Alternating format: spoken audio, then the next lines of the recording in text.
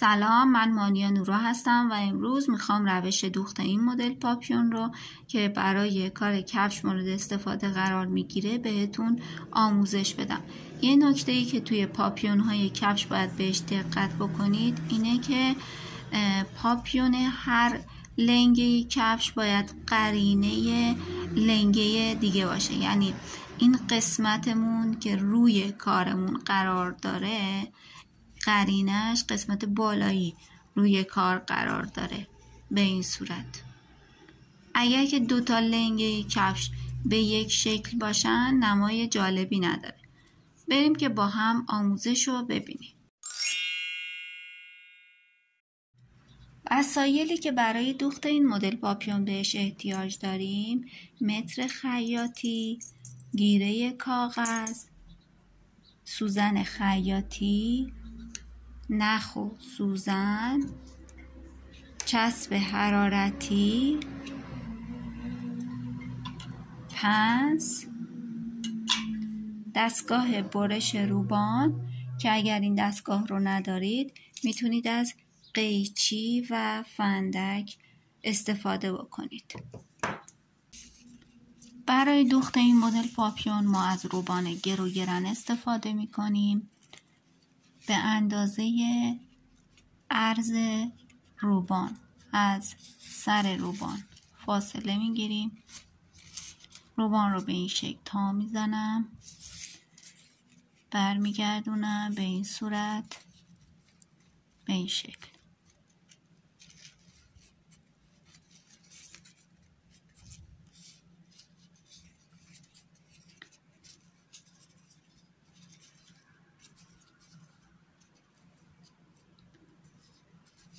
و به این صورت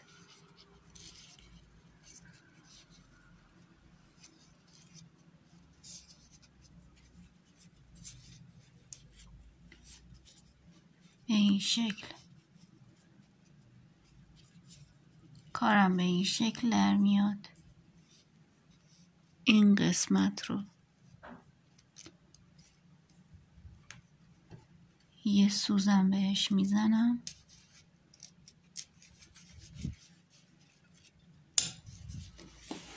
و این قسمت رو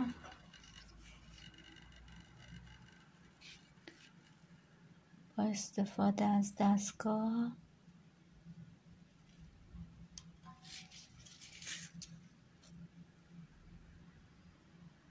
برش میزنم.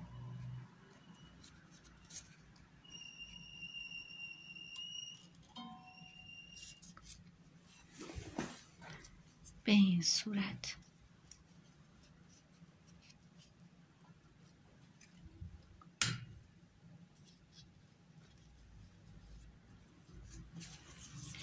یه بار دیگه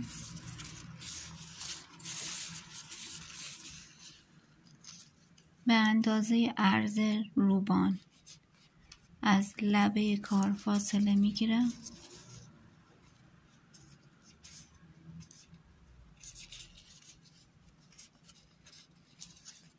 به این شکل تا میزنم، کار رو برمیگردونم به این صورت.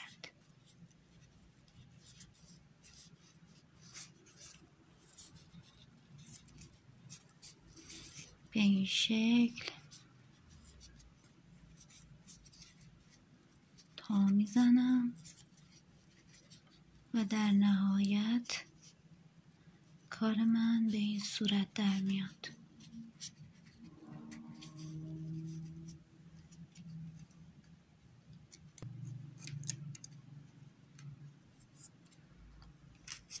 یه سوزن بهش وصل میکنم و با استفاده از دستگاه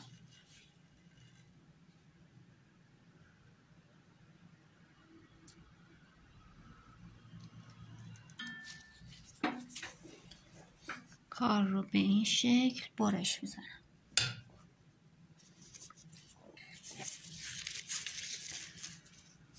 دو طرف پاپیون به این شکل در اومد. دوختش رو به این صورت انجام میدم. خب دوخت رو از این قسمت شروع میکنم.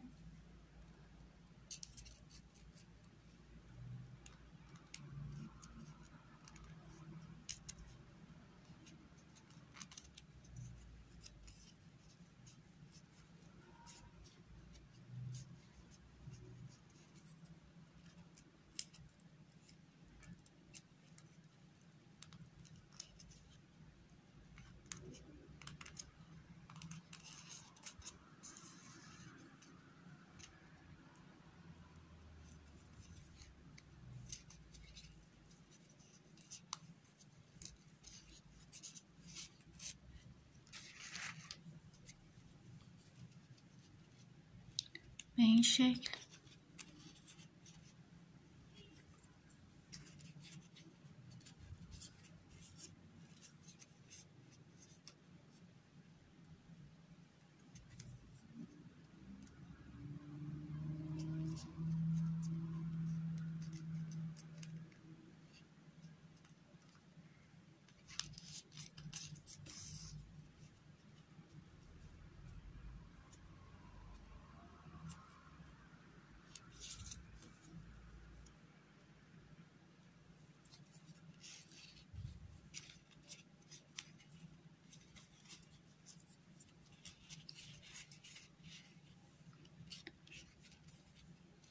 وقتی دوخت رو به این صورت انجام دادم، سوزن رو از نقطه ابتدای کارم عبور میدم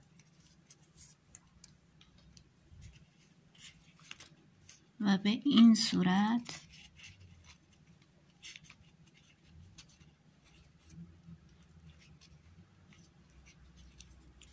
کارم رو جمع میکنم.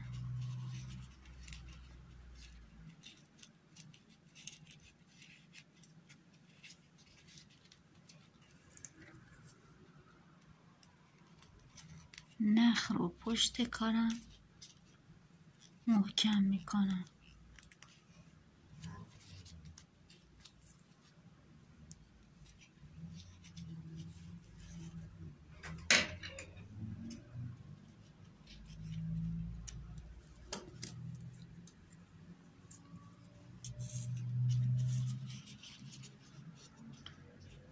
کار من به این شکل در اومد.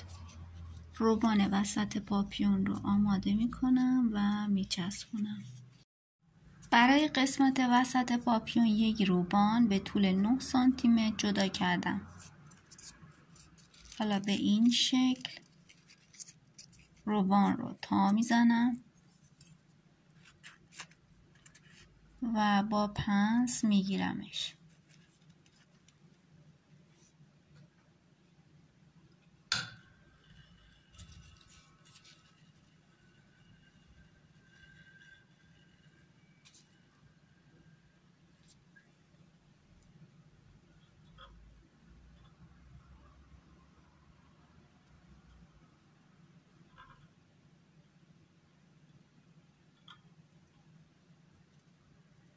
به این صورت.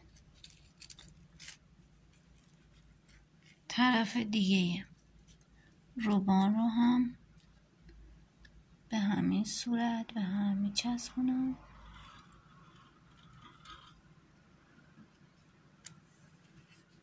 به این شکل در میاد.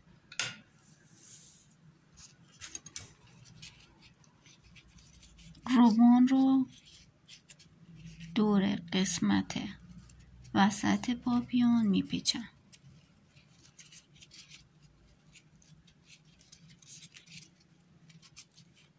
به این شکل و با استفاده از چسب حرارتی میچسبونم. پاپیون ما به این شکل در اومد.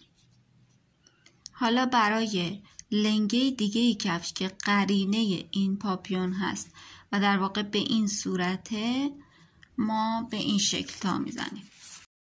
ما به اندازه عرض روبان از لبه کارمون فاصله دادیم و روبان رو به این صورت تا زدیم. حالا برای پاپیون قرینه من به این شکل تا رو انجام میدم. به این صورت به این شکل، این قسمت هم به این شکل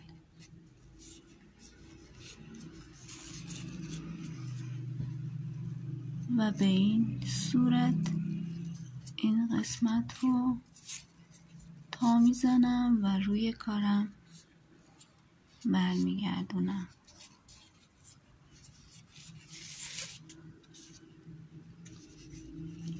این قسمت رو برش میدم و دوخت هم از همین قسمت انجام میشه.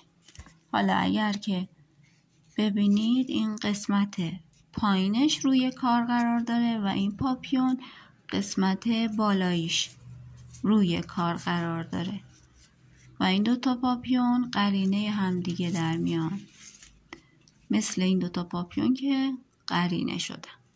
اگر شما هم بخواید مثل من به این شکل پاپیونتون به این صورت در بیاد و از این قسمت زری استفاده بکنید، دو لبه روبان رو به این صورت با دستگاه یا با فندک که قبلا آموزششو دادم بچسبونید و به همون شکلی که توی آموزش گفتم تا رو انجام بدید تا به این پاپیون برسید. امیدوارم که از این آموزش لذت برده باشید و این پاپیون براتون کاربردی باشه.